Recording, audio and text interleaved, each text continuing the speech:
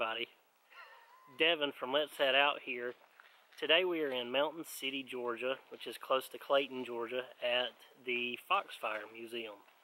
So let's head out and check it out. Alright, so the rundown of the Foxfire. It says, "Welcome to Foxfire." It says, in 1966, local high school students, as part of a class project, went into their communities to learn about the roots of their culture. They gathered stories from their relatives and neighbors about the traditions of southern Appalachia. Using these interviews, the students created a magazine. They called it Foxfire after a glow-in-the-dark fungus found in the mountains. Today, the Foxfire magazine is still produced by new generations of high schoolers preserving the traditions of the region. After the success of the early magazines, Foxfire students compiled articles into the first Foxfire book, published in 1972. Since then, Foxfire has sold over 9 million books worldwide. These books focus on the trades, crafts, and daily life of the southern Appalachians. 1974, the Foxfire used royalties of the book to buy property on which you now stand. Historic buildings in need of preservation were relocated here by the students. Today, there are more than 20 log structures serving as museum exhibits, artist studios, and classrooms. The museum continues to offer opportunities to high school and college students, craftspeople, and to the public to advance the mission of preserving Appalachian culture. So, we're going to go check out all the buildings around the trail, and they said that there was normally people here sometimes doing demonstrations and stuff, but they're not here because of the weather, and they don't always come because of the wintertime. So we're just going to enjoy the buildings and see what it has to offer.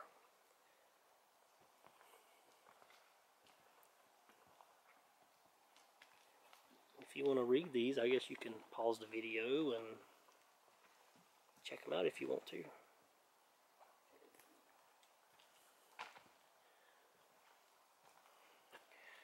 Alright, we'll be right back once we get to the first cabin. So here is the first building. It's called the Savannah Cabin.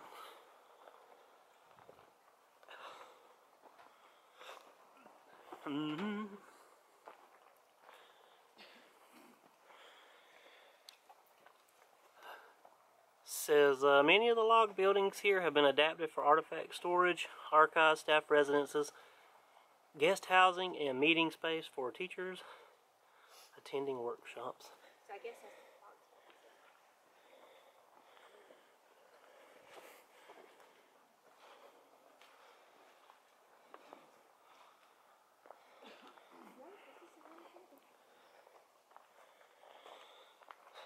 that's the Savannah House. If that old house could talk, it would talk. It would tell. It would blah blah blah. If that old house could talk, it would about tell as long as a story as anybody could stand. This house was built by the Wilson family and is named for Savannah Creek, north of Franklin, North Carolina. It's much larger than the other homes from the time period. Richard Wilson and his family moved to the area in the early 1800s and received several land grants from the government. Unlike many families, the Wilsons also owned 4 slaves, although the slave population was not as large. In the coastal South, there was still a fair amount of slaves in the mountains prior to the Civil War. Let's go inside. Boy, I'm out of shape.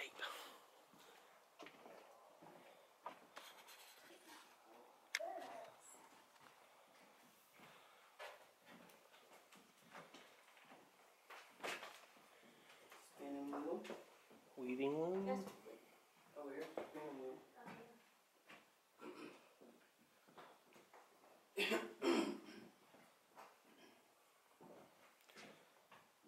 This was the thing that did the top goes the weavable.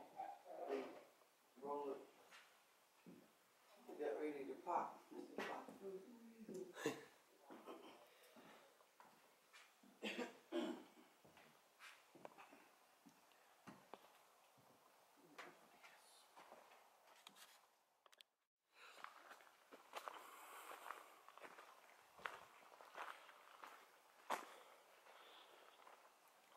It's a wagon shed.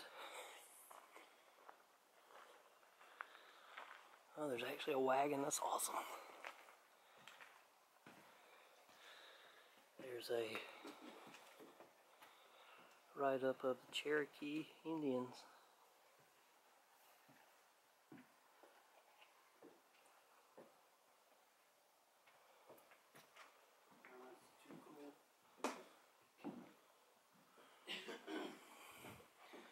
There's more. Another write-up.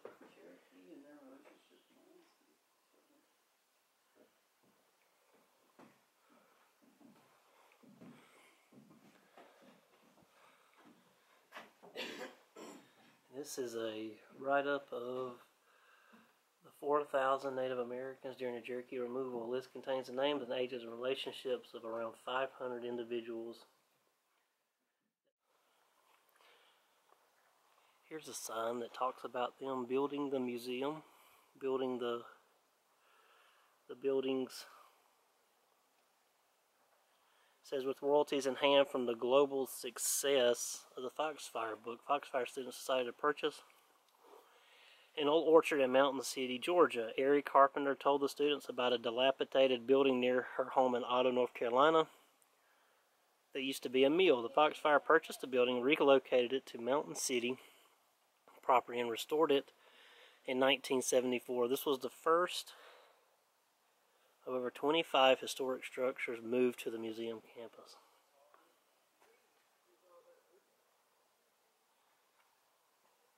Pictures of them rebuilding the mill. Although students did most of the work, Foxfire also hired community members and technical expertise to supervise projects. Among these individuals was Millard Buchanan, who, with the help from students and others in the community, moved over a dozen buildings in 1 year. Foxfire saved local historic treasures that otherwise would have been lost. Each building represents the important part of mountain culture in the 1800s and 1900s.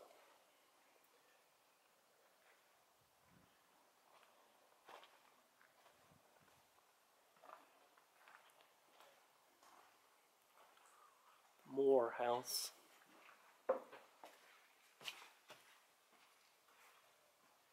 Ooh.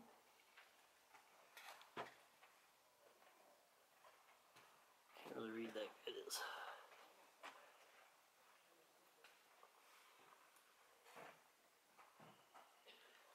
Person, the guy, I guess he made toys, is what it looks like.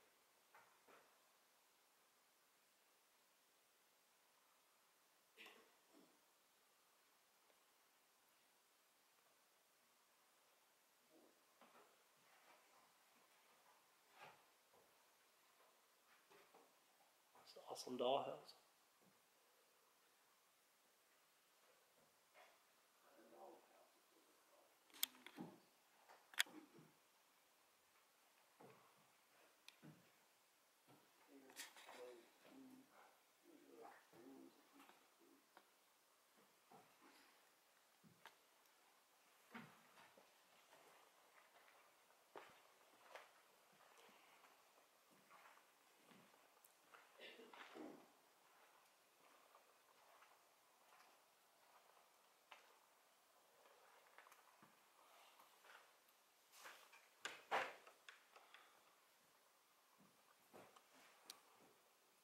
It's a fish basket.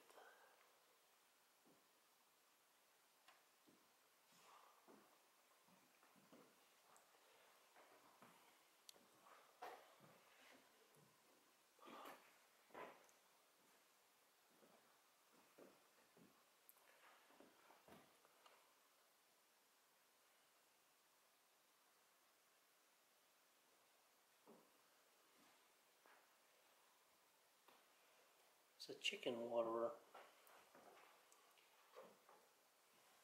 Chicken waterer. This is a stoneware canning crock, a pitcher, and a ceramic ring jug, which is kind of cool.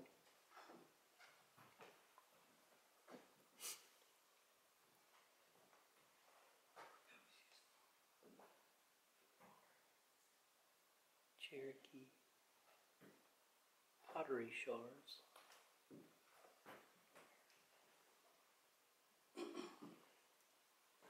was Native American pottery.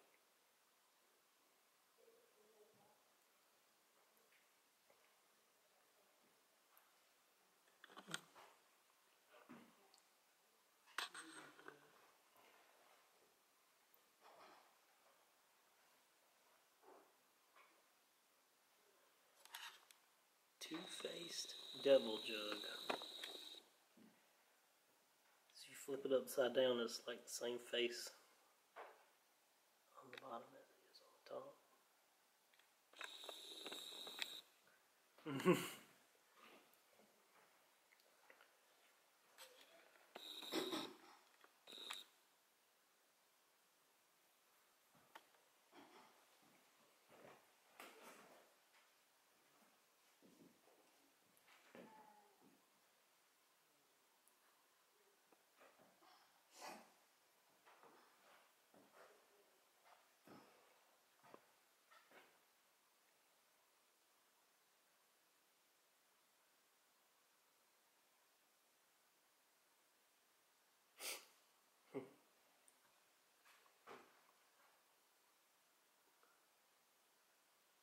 Says, when Foxfire first interviewed Aunt Airy, she was cutting the eyes out of a hogshead to make souse.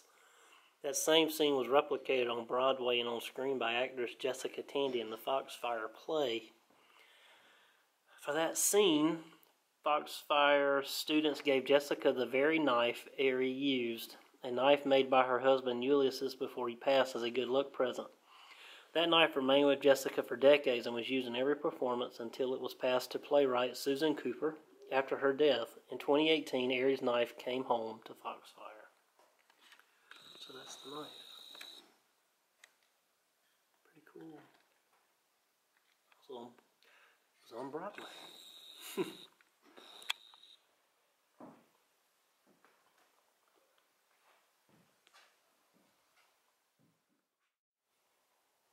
This is a write-up about the mountain climate. It says that Mountain City can receive over 90 inches of rain annually and receive heavy snowfall a year, especially in areas above 2,000 feet. It's kind of sprinkling and overcast today, so I can see how the 90 inches is possible.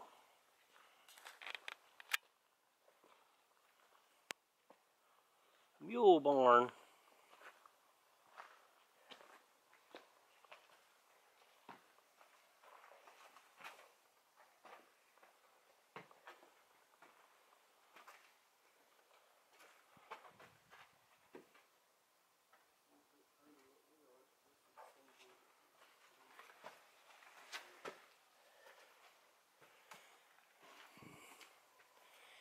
And Hannah is out in the lead.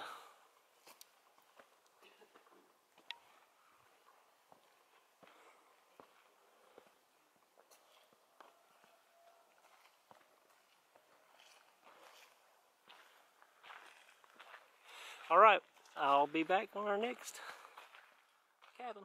Looks like if you want to, you could bring a picnic with you and have a picnic lunch. I'm not sure what that is. It might be a bathhouse actually, so you can use the potty if you got to. There's a cabin. I don't think you can go in it. It looks closed. They said some were open, some were closed. Let's look in the window.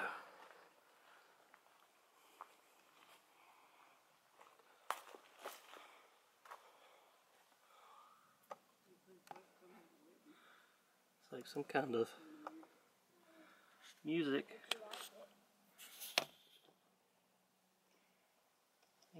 Yeah, some stuff set up.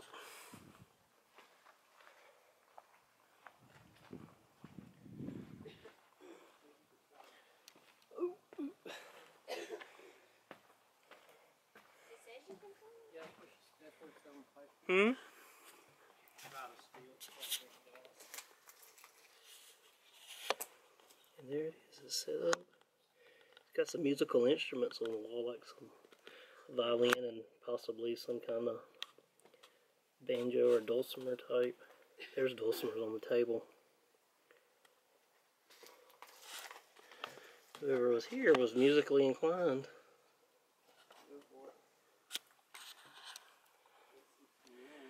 We're going to catch Amelia trying to use these stilts. And we're going to video it.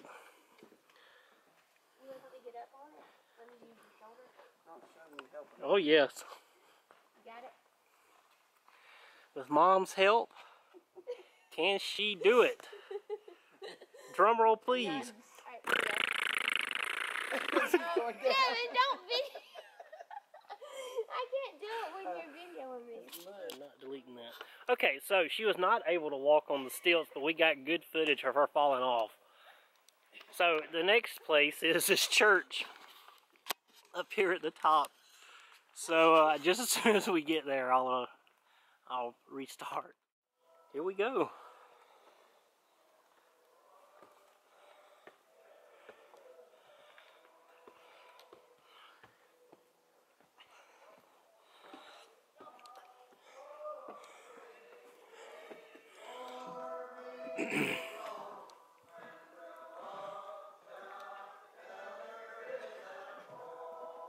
Singing.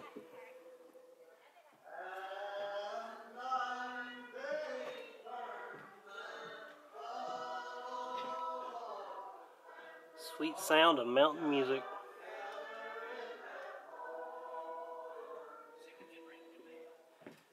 Yeah, ring that bell. Hold on a minute. Here. Here, Dad, ring it. I'll ring it. Uh-oh. Hope it don't come down on us. Ring it.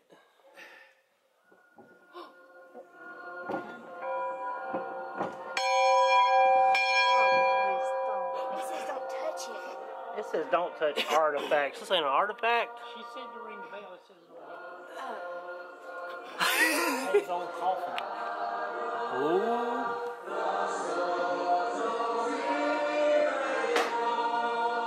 They're having a funeral.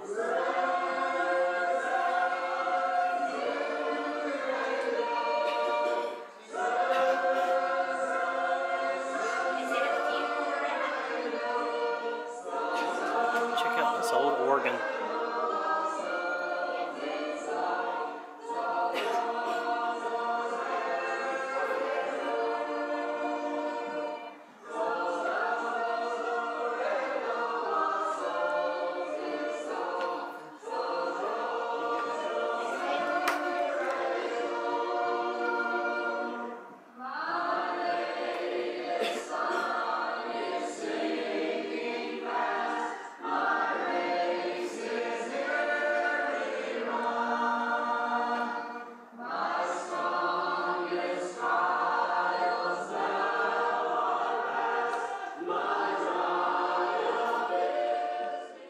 So that was the chapel.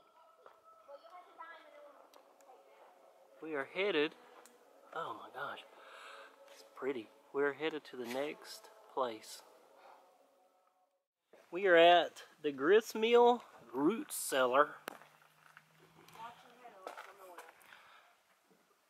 Now some people had a cellar to put stuff in, but most people just dug holes in the ground. So this is a write-up about what all they put in a root cellar. That's basically their refrigerator. See, this is cooler. Actually, it is very cool in here. Like cabbage and turnips and apples and potatoes. Looks like molasses or some kind of syrup. Beets, maybe? Rutabagas? What are they on? Beets. Garlic. They probably hung some form of meat in here at one time or another. Now we're going to go to the gristmill. It says when we lived down here, we go grind corn any day anybody came. We didn't have no certain day to grind. Mountain people relied on the community mills to grind their corn into meal or grits, while some families grew wheat, rye, and corn was the most common grain. Native Americans also depended on cornmeal and were the first to introduce it to the European settlers. So we can, I thank we can thank the Native Americans for cornbread. And stuff to batter your fish in. If fish is your thing.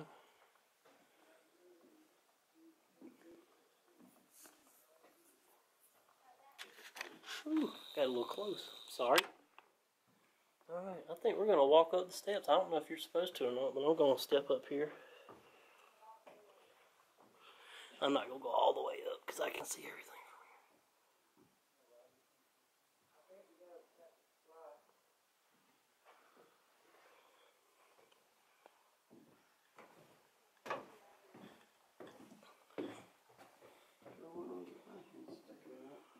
I think we're going to try to come back. I'll find out when the artisans or the craftspeople are here. We're going to try to come back when they are. So that'll be a good update video in the near future.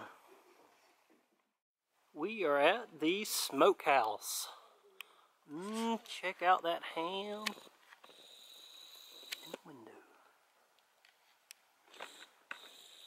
How much is that ham in the window? Ooh. The one hanging up on a string? I want that one. The Smokehouse. If you ain't got meat on the table, you just ain't got nothing. They would smoke the meat and hang it in the meat house, in the smokehouse, because of the fact that they had no refrigeration.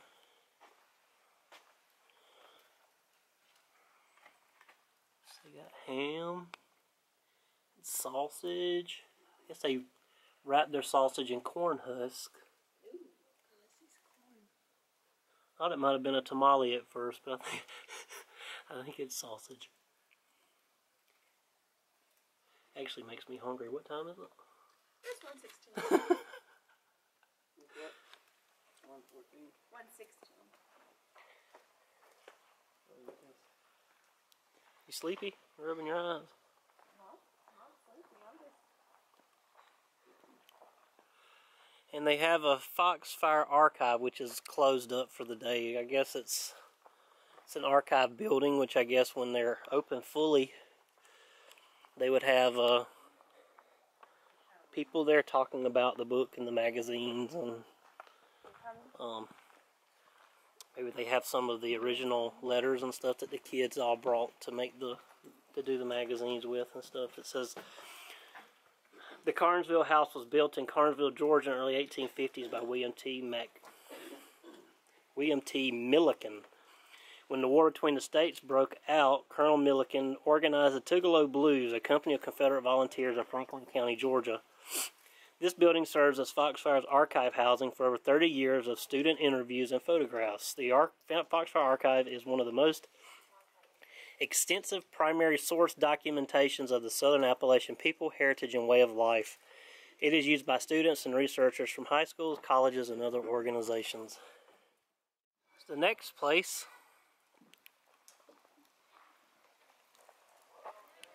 is called the War Woman Cavern. War Woman Cabin. Wouldn't take nothing for my wood stove. This cabin represents a 1930s, 1970s home, like how many of our contacts lived. During this time, mountain homes changed very little. Many families still cooked on a wood stove, didn't have indoor plumbing. Electricity became available after World War II and was mostly used for lighting. Upon entering, solar power would be triggered by a motion sensor. So it's so they do have lighting now.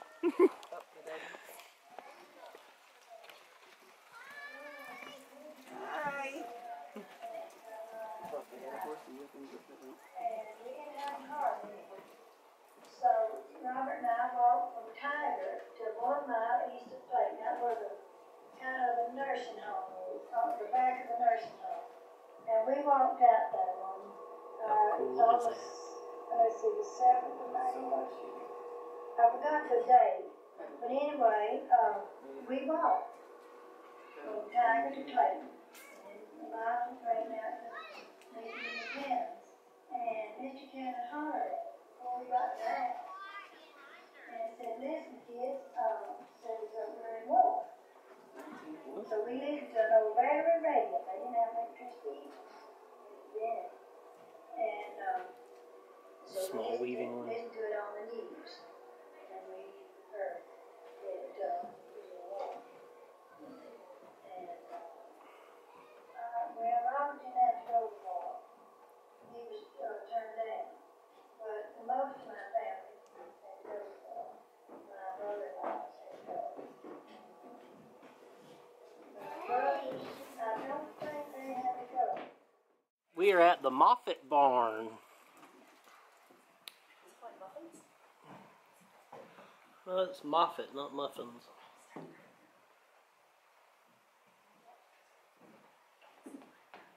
And airy. Everything that grows was put here for a reason, and our job's to find out what it's here for.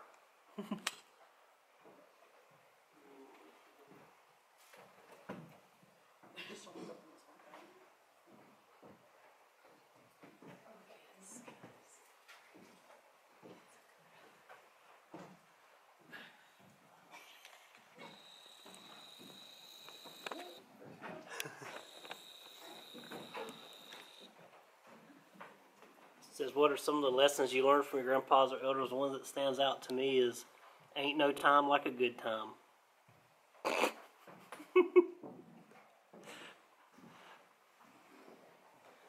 Oh, me, how'd you like to cook on one of those? Is that a washing machine? Yep. Yeah. You put your clothes in here, turn it, Crank that sucker. put water in there, You wring them out, put turn them off, put it. them through there and wring it out. Oh, and you have a little Mailbox. These stoves are pretty cool. I don't know if it would be fun though to cook on any of these or not. It'd have to be an old drill press.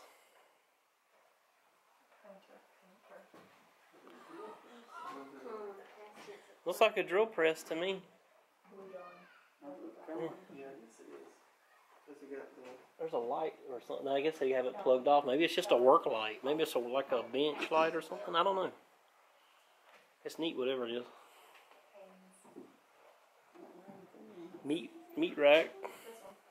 Guess they put their meat in there after they get finished smoking it.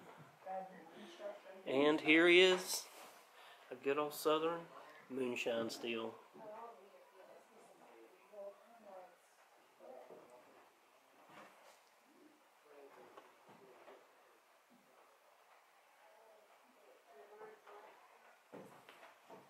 Sorry.